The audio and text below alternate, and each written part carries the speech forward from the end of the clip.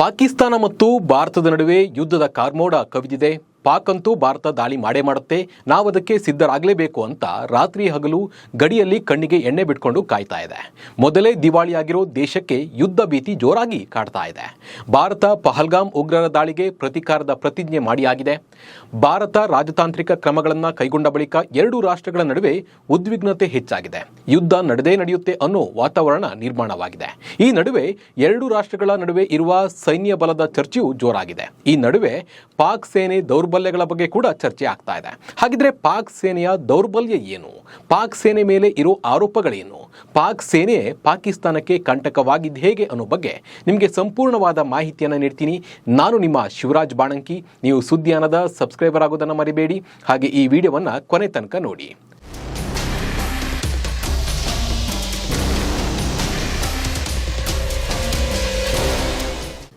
ಪಾಕಿಸ್ತಾನದ ಸೇನೆಯಲ್ಲಿ ಭ್ರಷ್ಟಾಚಾರ ಕುಣಿದು ಕುಪ್ಪಳಿಸ್ತಾ ಇದೆ. ನಾನು ಮಾಡಿದ್ದೇ ಸರಿ ಅನ್ನೋ ಧೋರಣೆ ಮತ್ತು ಭಯೋತ್ಪಾದನೆಗೆ ಬೆಂಬಲ ನೀಡಿ ಈಗಾಗಲೇ ವಿಶ್ವದ ಎದುರು ಪಾಕ್ ಬೆತ್ತಲಾಗಿ ನಿಂತಿದೆ. ಹಲವು ವಿವಾದಾತ್ಮಕ ವಿಷಯಗಳನ್ನು ಮೈಮೇಲೆ ಎಳೆದುಕೊಳ್ತಿದೆ. ಭಾರತದ ವಿರುದ್ಧ ಸದಾ ಕತ್ತಿ ಮಸಿಯುತ್ತಾ ಕಾಶ್ಮೀರ ಸುದ್ದಿಗೆ ಬರೋ ಪಾಕ್ಗೆ ಈಗಾಗಲೇ ಸಾಕಷ್ಟು ಪೆಟ್ಟನ್ನು ಭಾರತ ಕೊಟ್ಟಿದೆ. ಅದರಲ್ಲೂ ಪಾಕ್ ಸರ್ಕಾರಕ್ಕಿಂತ ಪಾಕ್ ಸೇನೆಯ ಕಾರ್ಬಾರೇ ಹೆಚ್ಚು. ಪಾಕಿಸ್ತಾನದ ಸರ್ಕಾರವು ನೆರೆಯ ರಾಷ್ಟ್ರಗಳೊಂದಿಗೆ ಸಂಬಂಧವನ್ನು ಸುಧಾರಿಸುವ ಪ್ರಯತ್ನ ನಡೆಸಿದಾಗ ಸೇನೆಯೇ ಏನಾದರೂ ಒಂದು ಸಂಚು ರೂಪಿಸಿ ಅದನ್ನು ಹಾಳು ಮಾಡುವ ಪ್ರಯತ್ನ ಮಾಡುತ್ತದೆ. ಇದು ಸಾಕಷ್ಟು ವರ್ಷಗಳಿಂದ ನಡೆದುಕೊಂಡೇ ಬಂದಿದೆ.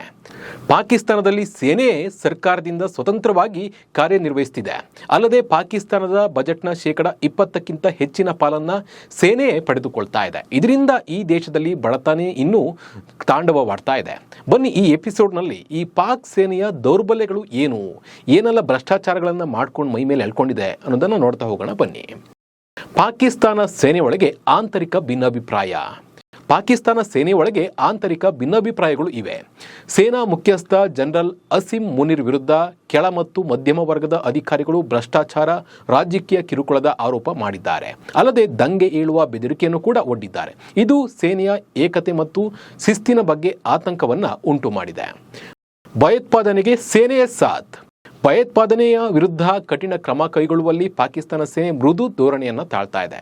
ಭಯೋತ್ಪಾದಕರನ್ನ ಪೋಷಿಸುವಲ್ಲಿ ಅದರ ಪಾತ್ರದ ಬಗ್ಗೆ ಅಂತಾರಾಷ್ಟ್ರೀಯ ಮಟ್ಟದಲ್ಲಿ ಚೀಮಾರಿಯನ್ನು ಎದುರಿಸಿದೆ. ಅಲ್ಲದೆ ಉಗ್ರರಿಗೆ ಪಾಕ್ ಸೇನೆ ಭದ್ರತೆಯನ್ನು ಒದಗಿಸ್ತಾ ಇದೆ. ಹಾಗೆ ತನ್ನ ಸೇನೆಯ ಜೊತೆಗೆ ಸೇರಿಸಿಕೊಂಡು ಶತ್ರು ದೇಶದ ಮೇಲೆ ಈ ಭಯೋತ್ಪಾದಕರನ್ನ ಛೂ ಬಿಡುವ ಕೆಲಸವನ್ನ ಪಾಕ್ ಸೇನೆ ಮಾಡ್ತಾ ಇದೆ. ಎಲ್ಲ ಕ್ಷೇತ್ರದಲ್ಲೂ ಕೈ ಹಾಕುವ ಕೆಲಸ. ಸೇನೆಯು ಕೇವಲ ಮಿಲಿಟರಿ ಕಾರ್ಯವನ್ನು ಮಾತ್ರ ನಡೆಸ್ತಾ ಇಲ್ಲ.